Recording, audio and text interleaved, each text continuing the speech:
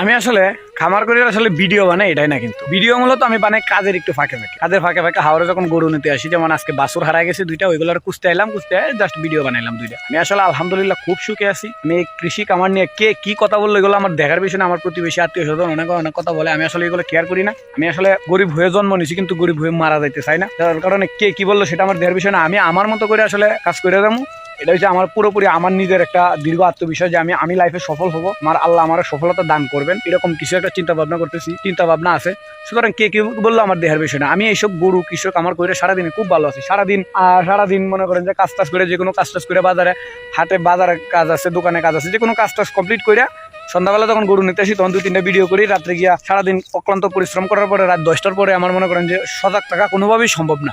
10টার পরে তো আমি সজাগ থাকতেই পারি না। আমার মনে করেন যে অনেক বন্ধু বান্ধব আছে যারা রাত 2টা-3টা পর্যন্ত অ্যাক্টিভ থাকে, লাইনে থাকে।